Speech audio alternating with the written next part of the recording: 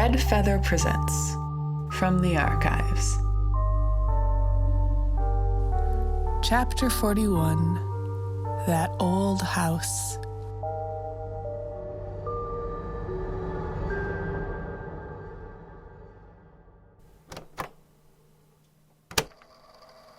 Grian, do I have a treat for you? Treat? I love treats. I know you do. Maybe even enough to give your favorite assistant an extra day or two off to stay home and play with his sadly neglected kitty cat.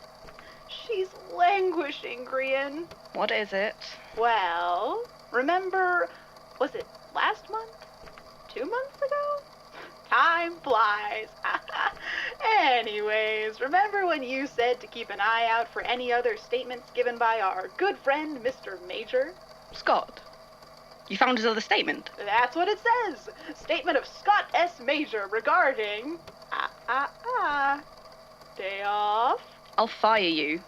Give it. Nah, you love me. I actually want you to die. Why are you so tall? Scott. All right. Don't get your feathers in a twist. Thank you. Let's see. Statement of Scott S. Major regarding a brother he never had. Statement originally given 3 years ago, December 29th, 2019. Just a few months after the camping incident. Interesting. Statement begins. About a week ago, I ran into an old schoolmate. We'd never really been good friends, but we'd worked on a few projects together back in primary school, and she'd always been nice enough, so we talked for a while. You know how when you grow up, you end up wanting to spend time with anyone who knew you when you were younger? I guess maybe that's just me, but it always feels a little precious to me. It was a nice little chance to catch up, and after everything that had happened with Joel, it was honestly a relief to just talk to someone who didn't know the first thing about any of it. I talked about my job, and she talked about her girlfriend and her professional plans, and then she asked me how my brother was. Which was weird, because I'm an only child.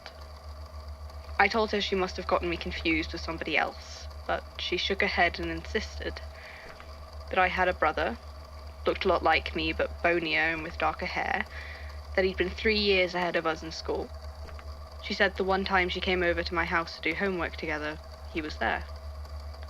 She said she couldn't quite remember his name, but it was on the tip of her tongue.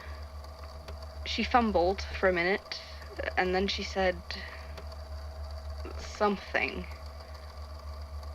It was a name, I'm sure of that, but it was like...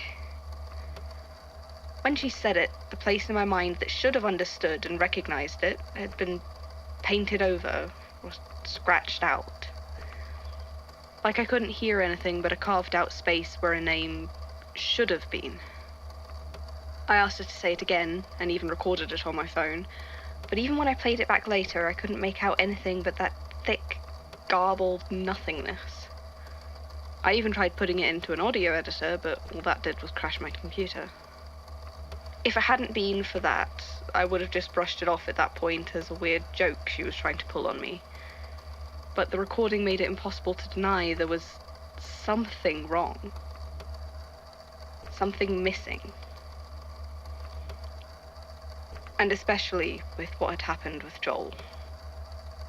I was on edge. I guess I was scared there was something following me somehow. Or that it was connected in some other way. I just wasn't comfortable leaving it lie. I called up as many old classmates of mine as I could find numbers for. A lot of them didn't answer, or the number was out of date, but there were 3 in the end I was able to reach. They were all surprised to hear from me. I didn't ask about a brother, I just asked if they remembered me having any siblings. 2 of them barely remembered me, let alone anything about my family. But the last one said, specifically, that he remembered me having an older brother. 3 years older, with darker hair.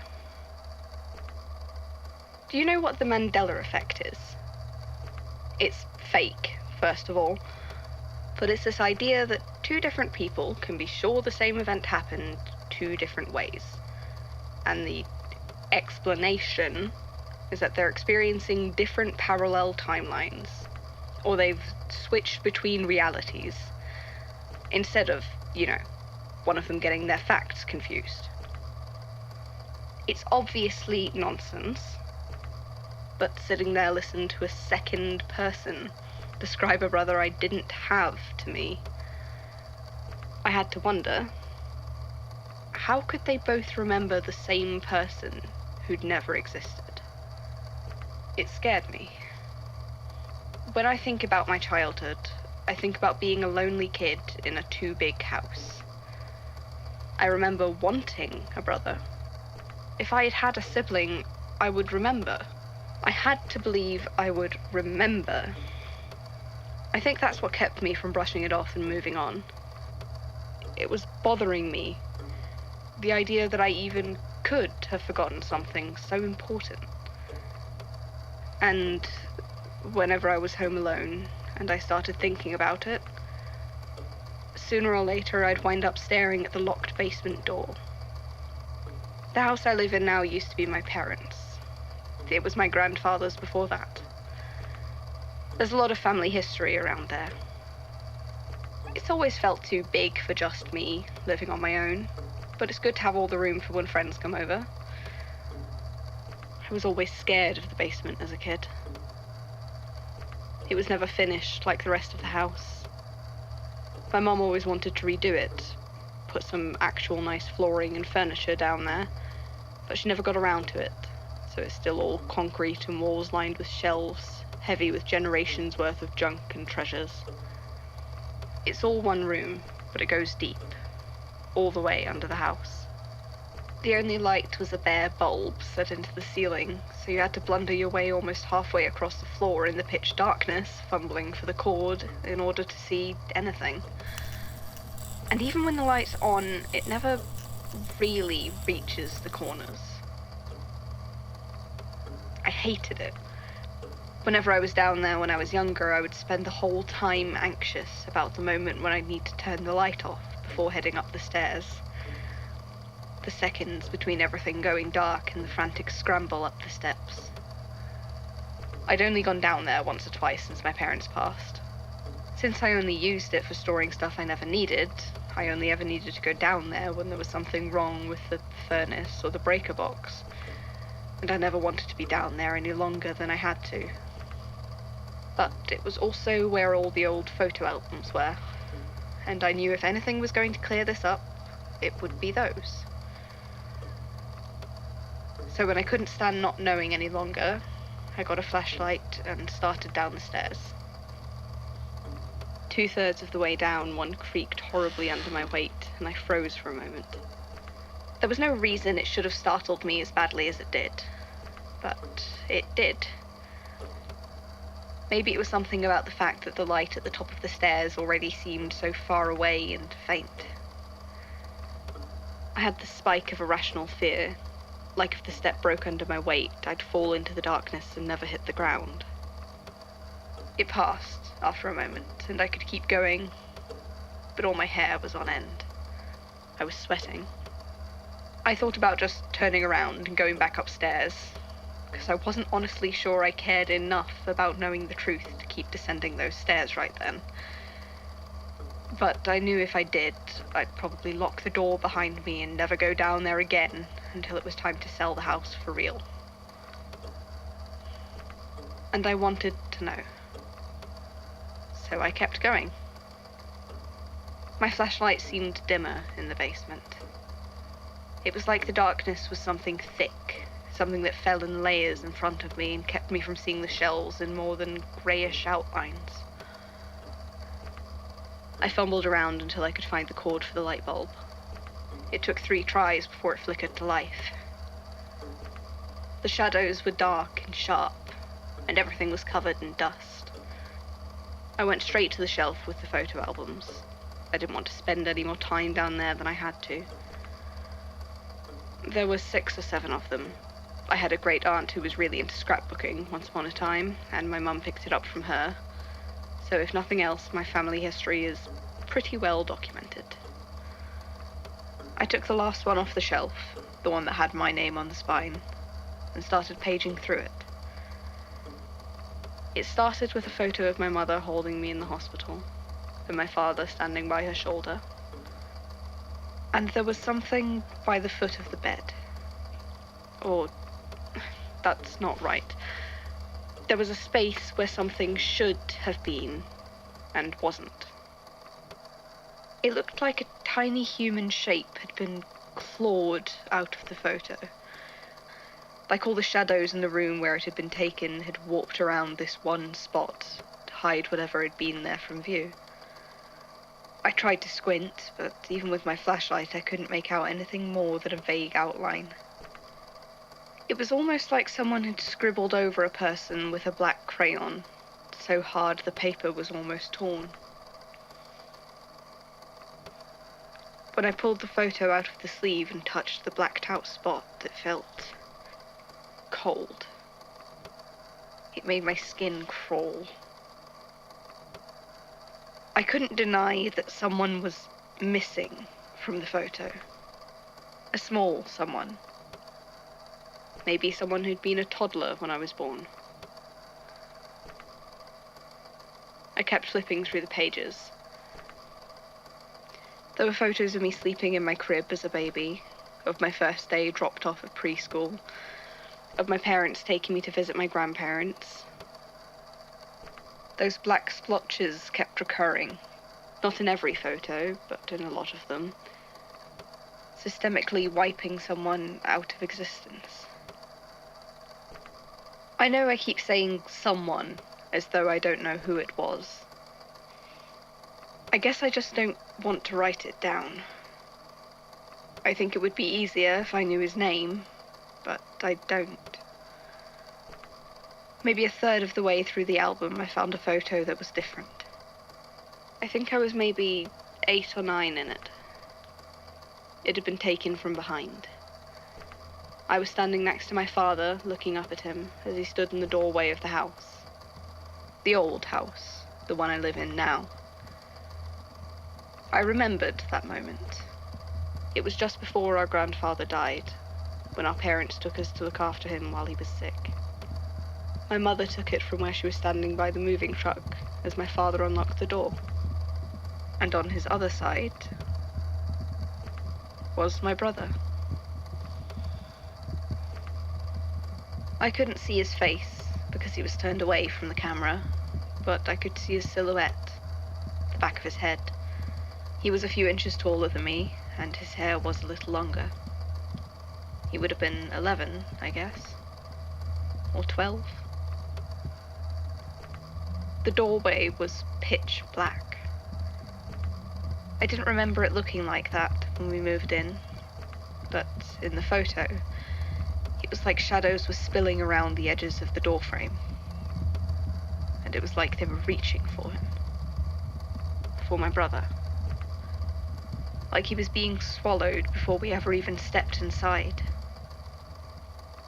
I pulled that photo out and kept flipping through the book, but he didn't reappear in any of the later photos. There were only those black gashes where he should have been. And then, after a point, when I was 11 or so, those stopped appearing too. Even his shadows were gone. I went through the whole rest of the book just to see, but there was no sign of him after that point.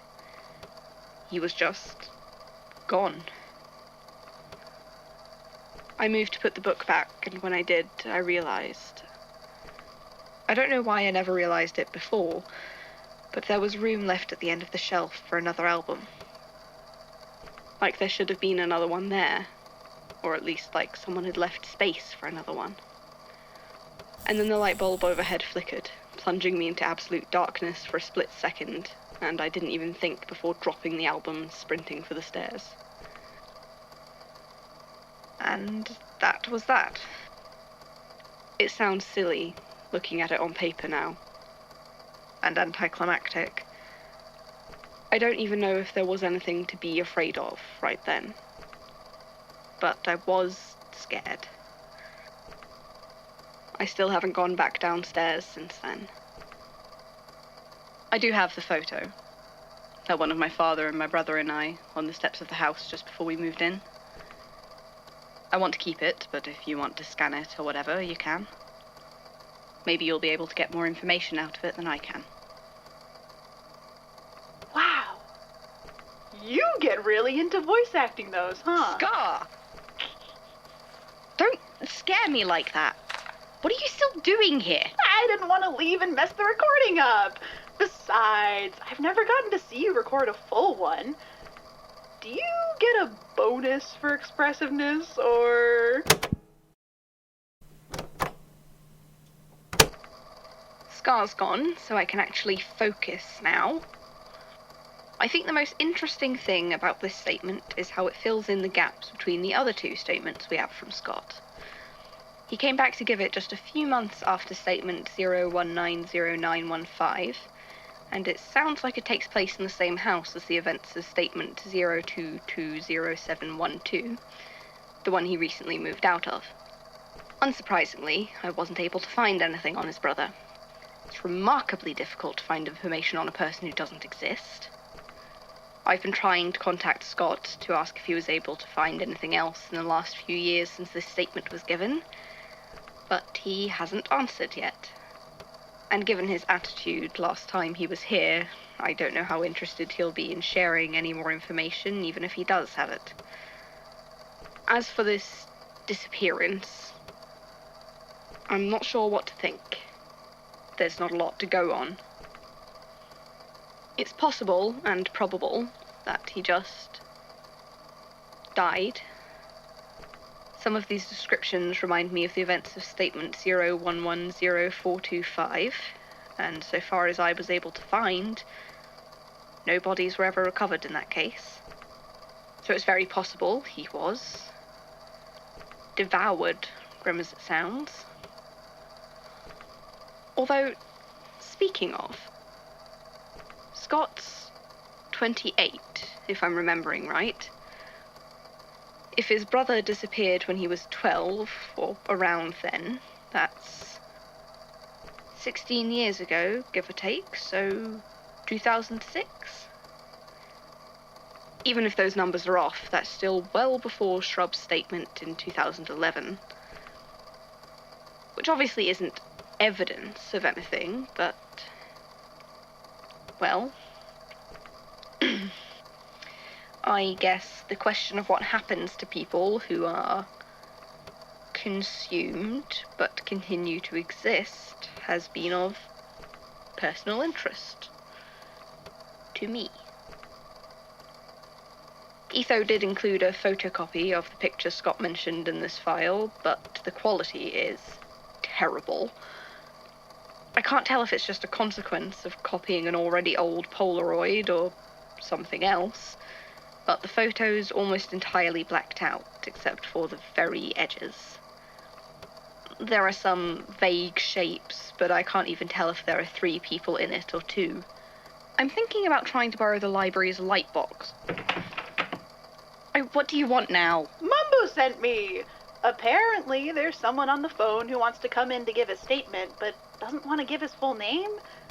Do we have rules about that? Oh. Did he say anything else?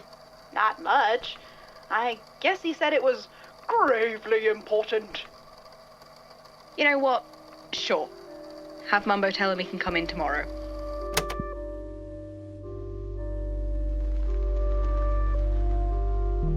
From the Archives is a fanfic series written by Johnny 16th Days and Zephaniah Grains, inspired by the Magnus Archives and by Hermitcraft and other Minecraft series. This chapter was performed by Tizzy as Grian and Nomiomi as Scar. Editing for this episode was done by Campfire and Noctude. Music was composed by Noctude. Thanks for listening.